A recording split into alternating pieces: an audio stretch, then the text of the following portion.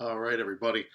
This will be the Thursday, Friday lesson, a little background on the civil rights movement, and then you get to watch a documentary on Emmett Till, which we'll get to in just a minute. So, civil rights movement is obviously a movement of African Americans and other minority groups trying to get equal rights. We know way back to the Civil War that obviously that was about slavery, getting freedom for African Americans from slavery, but then afterwards trying to get equality. Well, that lasted another 100 years afterwards, trying to get African Americans legal rights.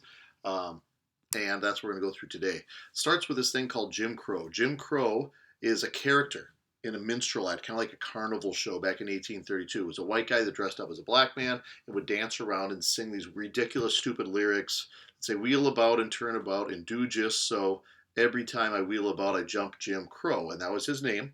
So he would literally, like, cover himself in charcoal to make himself look darker skinned and wear these tattered clothes and look ridiculous. It was a stereotype of African Americans.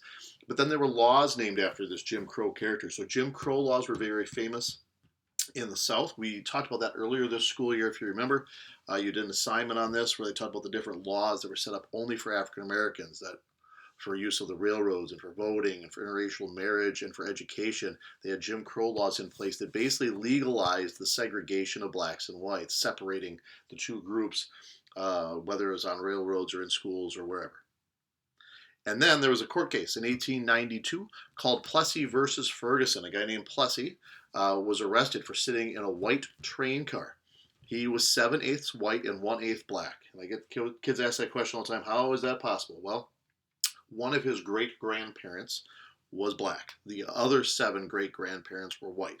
So, you have 2 parents, 4 grandparents, you have 8 great grandparents, whether you know those people or not.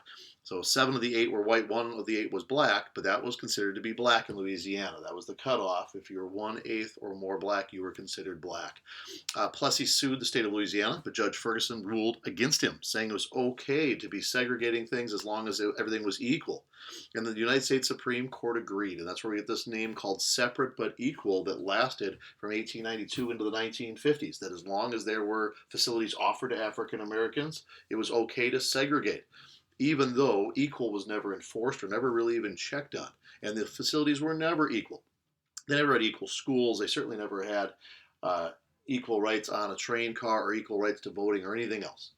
Did the African American community in the South back in those days. Obviously, none of us were alive in the 1800s, and I know I'm old, but I was not alive in the 1950s either. So I say they, for both sides, being the people in charge and the Supreme Court and the African American community, but they never they never gave an equal shake to the African Americans. They always gave less important things or worse facilities in every single way in each of the states in the South. And that's what starts this group called the National Association for the Advancement of Colored People, or NAACP. Now we know today that colored people is not a term we like to use, that we think that is not an appropriate term, but in the early 1900s it was the term that was used for African Americans. The NAACP is still around. They haven't changed the name just because they know that's not the appropriate name for African Americans or people of color. Sometimes is used nowadays, but not colored people. The goal of the NAACP is to get rid of discrimination. It was to provide equality. Unfortunately, that was a lot of work. Thurgood Marshall's the guy on the right. He was the head of the Legal Defense Fund.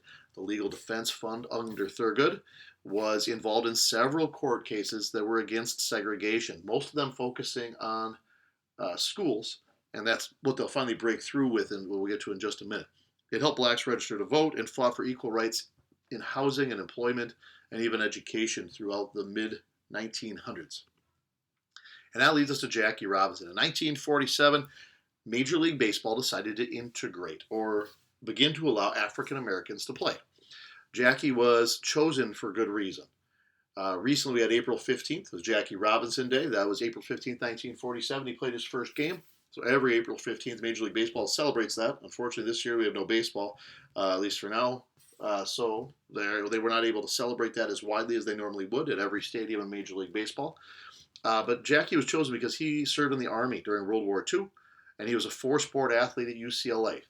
He was someone who had a background, he was educated. They were someone that could discuss the idea that this isn't going to be easy. You're going to be threatened. You're not going to be treated well. Be prepared for that.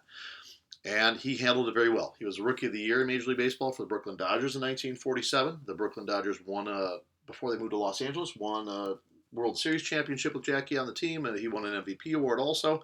And he was inducted into the Hall of Fame in 1962. But Jackie was also treated really, really badly. You can see here.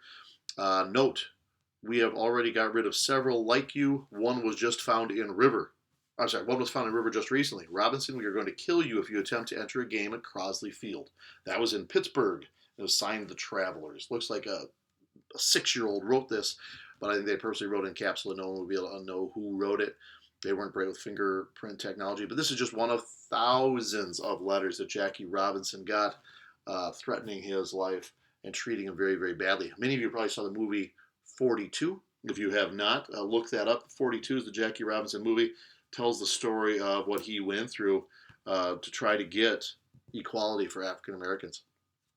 Also, 1948, the military was desegregated. If you were listening to my Korean War talk earlier this week, I discussed that. In 1948, President Truman ended segregation in the armed forces. It started to lead to desegregation or integration throughout the United States, but it was a very slow-moving process.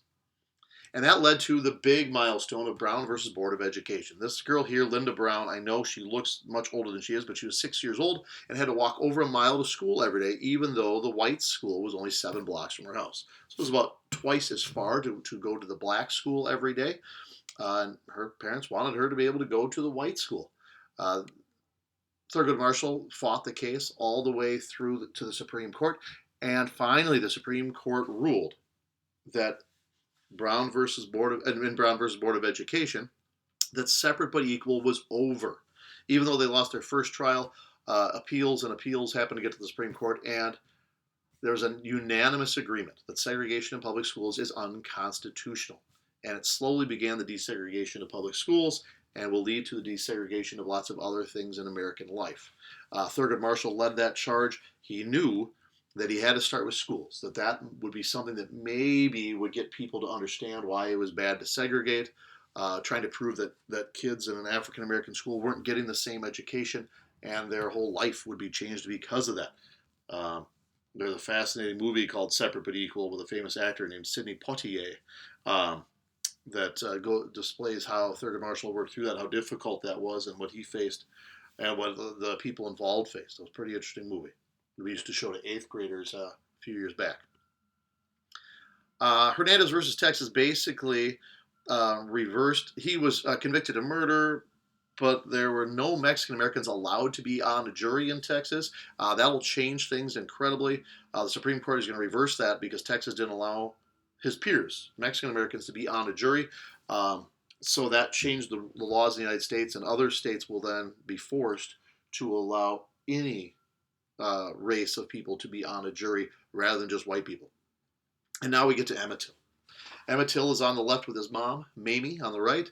He was a 14-year-old from Chicago that went to go visit his relatives down in Money, Mississippi.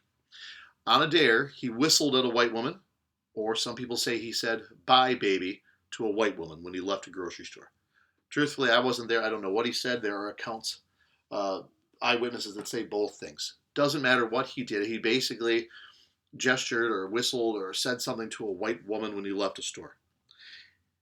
When the woman's husband came back, he was, a couple nights later, was kidnapped in the middle of the night from his uncle's home, was beaten, and was shot days later, and his body was found in the river. Very, very sad case. The fact was that the murderers confessed to the crime, but the case was brought to a jury trial, which was all white and all male.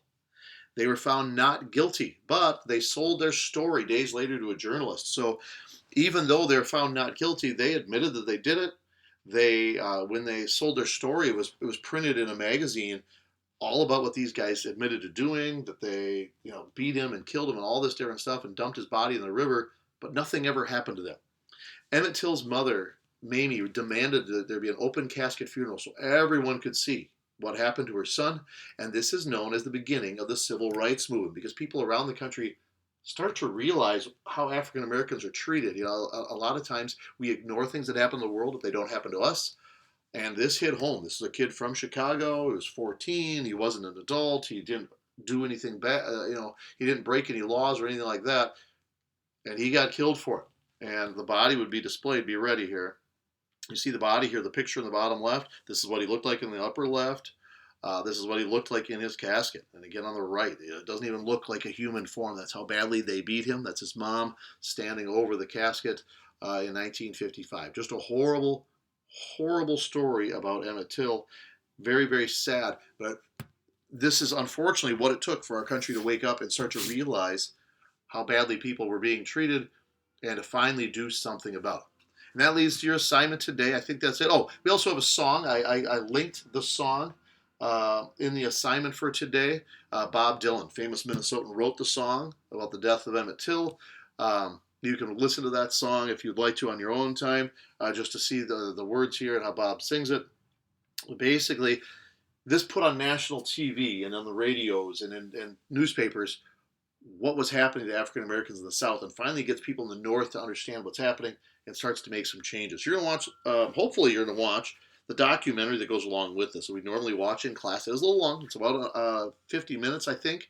But it's a great documentary and it explains the whole case and the whole story. And it's chilling how people treat the situation and how some people just don't even care that a 14-year-old, just a year older than most of you, or maybe 2 years older than some of you, was just killed for no good reason. Unbelievable, horrible story. And we will talk about Rosa Parks and others later on. All right, I'm going to stop there. I'll shut up finally. You're welcome. Have a great day, everybody. Stay out of trouble.